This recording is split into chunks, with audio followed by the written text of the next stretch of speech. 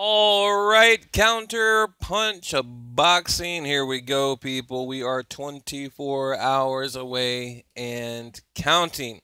Look, I've been waiting to make the video. I've got a lot of people. They're texting me. They're like, "Man, where's your video? Where's your prediction?" Even other channels are like, "I'm not making mine until you make yours." So I said, "Okay, I'll get it done. I'll get it done." I was gonna do it tomorrow, but I can't wait. I'm like so excited. I just got to do it now. But look, I was actually earlier. Let me back up. Let me back up a little bit. I'm so excited here. Okay, earlier I made a video and it was like an hour long. It was a prediction video, and I was going to upload it tomorrow. But I went back and listened to it, and it was just too long and drawn out. So I think what we're going to do. I was talking to a friend of mine. We're going to start up a podcast for the channel so I can really get into depth on these videos. So I try to just shorten them down and cut them down and everything. So we'll have a podcast soon so we can kind of get into depth, into detail, that kind of thing. And also, thank you. I wanted to say thank you to all the members. The channel, I mean, the channel is growing at like a scary rate. Like I'm like, damn, it just keeps growing and growing and growing.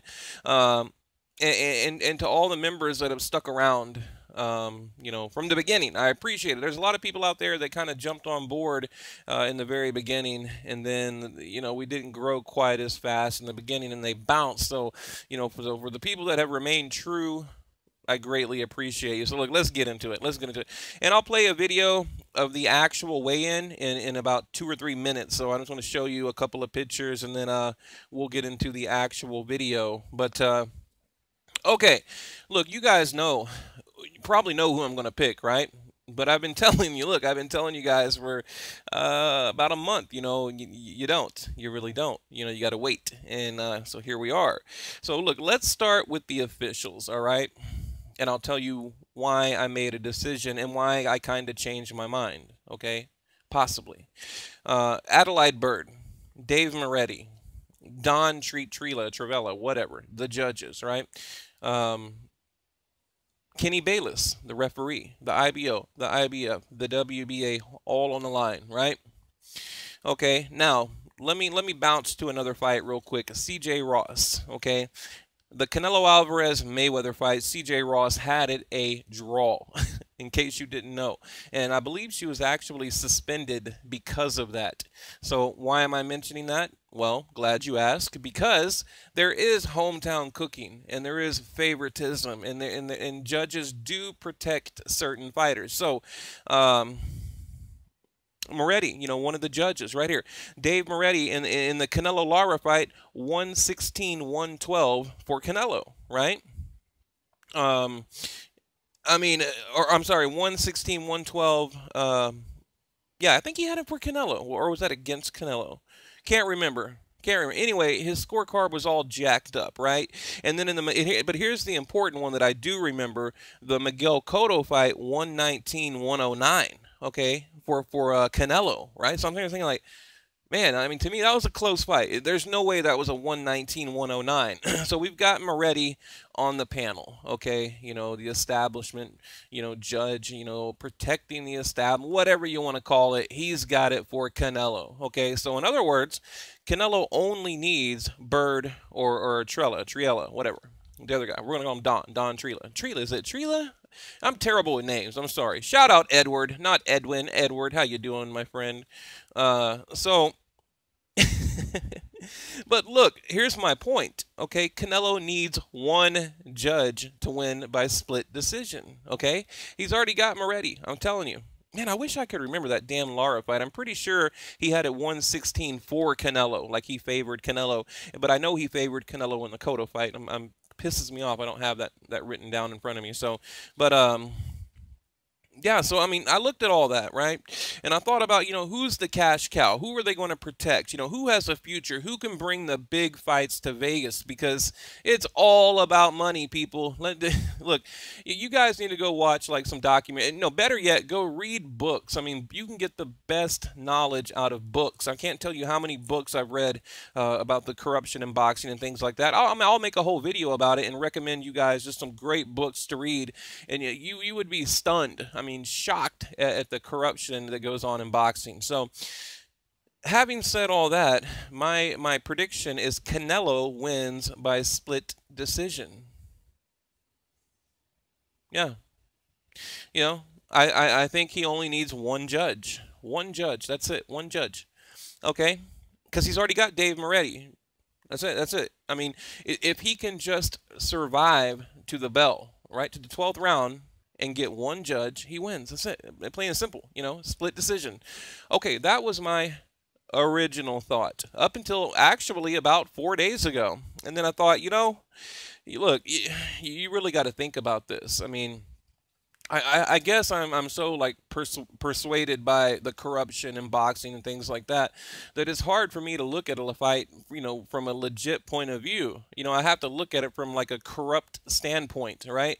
So, but then I thought, you know what? Have faith. This is going to be a true fight, a true middleweight fight. Their integrity is on the line. Everything is on the line. If there is any kind of corruption or anything like this, there's no way, they're going to get away with it, right?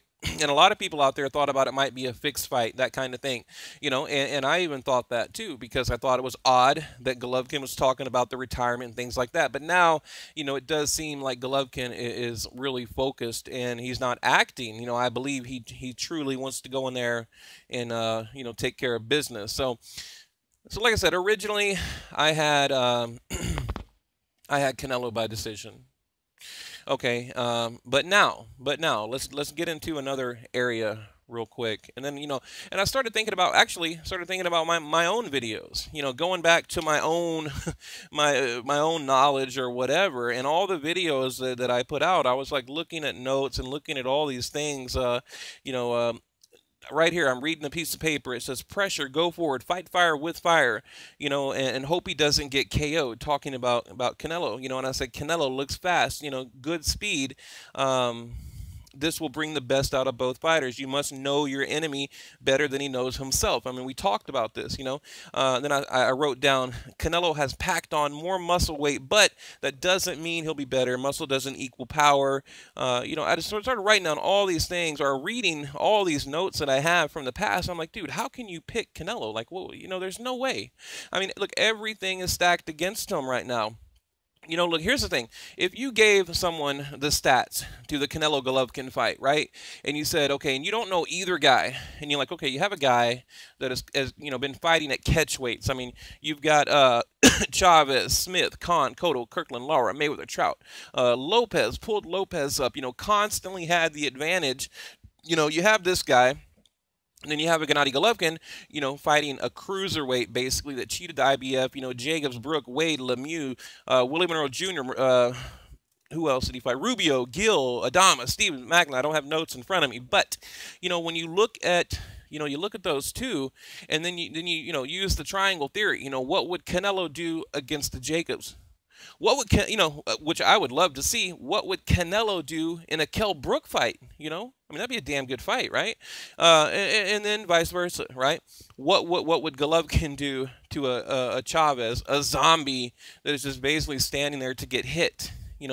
What would Golovkin do to an Amir Khan? I mean, that would be like, he would get like charges pressed against him. That'd be like assault, right? I mean, there's no way. Or a Cotto, even a Kirkland, a Lara, Irizarry, Lara, things like that. So, I looked at all that, and I have to use my just common sense here.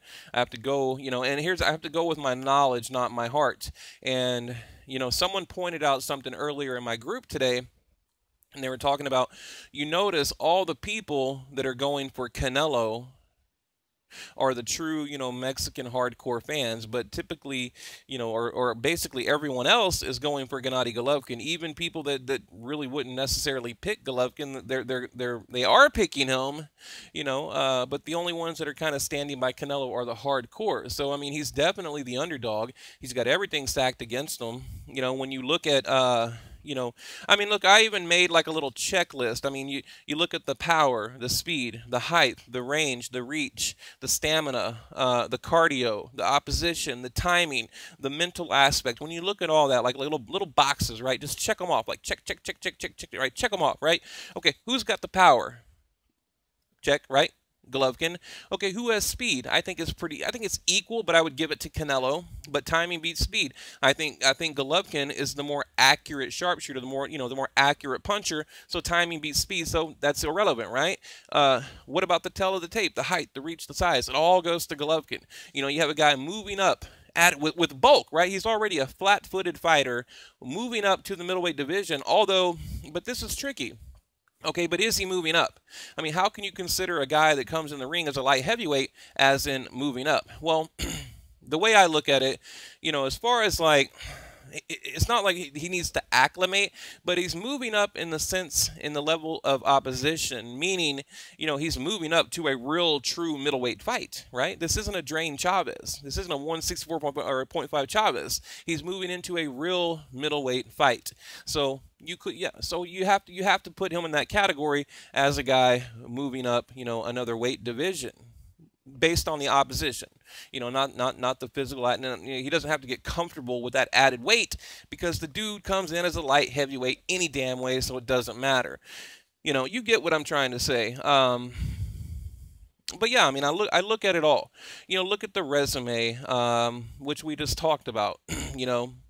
With the Brooks, the Wade, the Lemieux, the Jacobs, Chavez, Smith, Khan, Cotto, Kirkland, when you look at all that, I'm like, how can I pick this dude? And here, it's like I was really struggling with it, but again, it's like I think about Pacquiao, Jeff Horn, the original Kovalev, Andre Ward fight. I think about all these robberies. I mean, I even made videos talking about, the 2016, 2017 top robberies, and I won't go over them now. I don't want to waste time, but they're everywhere out there, so.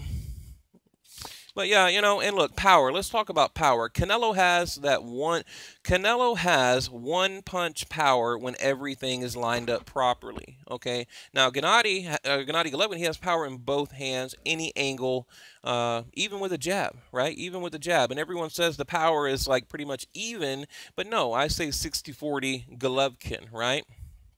Canelo has never so much as hurt a middleweight fighter. Not once, not ever. But Gennady Golovkin, 23 KOs in a row against true middleweight guys. I think Golovkin can adjust his power. I think he's going to basically do what Loma does. He's going to knock at the door, adjust the power, pitter-pat, and then, give him a 100% power shot and land something big. I mean, I think these are things you learn in the middleweight division. It's a different game in middleweight. So, and then, of course, stamina and the physical aspect of it.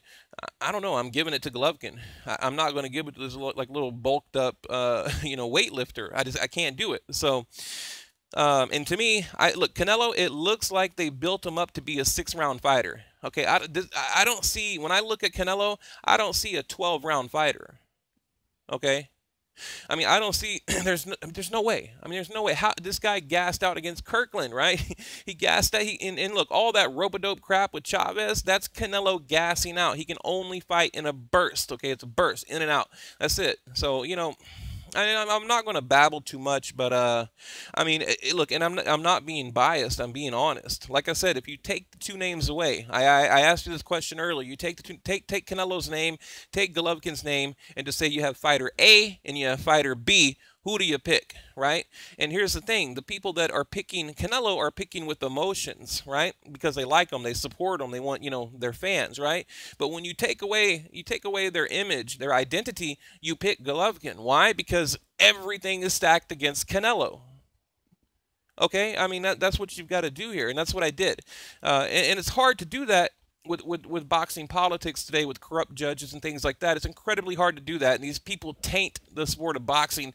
And thank God, I mean, like C.J. Ross was removed from the privilege of judging a fight. Thank God. I think other guys like Dave Moretti should be next in line, and he probably knows that. So maybe he won't give a really shitty card here. Maybe he'll be honestly judge the fight, because I think look, this fight is so big. There's a lot of people watching. I mean, this is like the biggest fight in boxing in my mind, above Mayweather-Pacquiao. I believe it is, and definitely above, this Mayweather-McGregor bullshit. So, everybody is watching. So I think Dave Moretti, he better watch it, because, if there's any kind of foul play, people are going to know. So, Uh, and again, anytime a fighter moves up in a division, they usually, they lose power, stamina, speed, all the added weight. Canelo, and look, Canelo's got to fight all 3 minutes of every round. Gennady Golovkin is going to pressure the hell out of him like a pressure cooker. He's not going to let him rest. He's not going to let him fight and burst. He's not going to chase him. He's not going to. Now, look, here's something important. He's not going to be moving forward. He's going to be moving left and right. Golovkin will cut off the ring, which means Canelo cannot rest. And this is what Canelo does. And he can't fight backwards either. Look, if I was Canelo's trainer, that'd be one of the first things I would teach him is how to fight going backwards, because he can't. He simply can't. So. But yeah, speed beats power, timing beats speed. You look at that. I think there's going to be a lot of counter punching in the fight. But again, who can outlast two? I think it'll be a battle of stamina and cardio. I really do. But ultimately, I think the power is going to be way too much for Canelo to handle. I do. I don't think there's any way he's going to handle it. Then I look at the big picture. I look at why did Canelo take the fight? Why does Canelo have a catch weight and Gennady Golovkin doesn't? But here's the thing. We're going to have a rematch. I'm pretty sure we're going to have a rematch because now you have Gennady Golovkin already talking about a rematch. And look, I was going to show you the weigh-in, but I'm not going to because I don't want my phone to glitch out. I'm on my phone right now, so if I was on my computer or laptop or my tablet, I would show it to you. But I'm going to end it here, so just stick with me, hang with me. The rematch clause, and look, here's the thing. I mean, you got Gennady Golovkin. He said, look, we cannot let it go to the judges. Judges, if we do, it's our fault. If we lose, it's our own fault. They know this. I mean, they know. Look, they see Dave Moretti. look. When I heard Dave Moretti was a judge, I was like, I knew immediately Canelo needs one more judge, and he's got it. I mean, that's all he needs. So, you know. But yeah, just look at the recent opposition. Canelo, good. I'm making sure I'm not leaving anything out here. Good combination. Body punches are going to be important. I think Canelo's going to go to the body, but when he goes to the body, he's going to leave his head open, and he doesn't want to do that with Gennady Golovkin. So yeah, I really think Canelo's going to try to work the body. And and another thing I want to point out is, I mean, there's so much here. I could go on for like an hour, right? Look at the training camps. You have Canelo going from immediately from the Chavez training camp right into the Golovkin training camp. So I actually like that Gennady Golovkin has somewhat of a rest period, and he didn't take that fight with Billy Joe Saunders. Because think about this: if he would have took the fight with Billy Joe Saunders and then jumped right into a fight with Canelo, that would have been too much.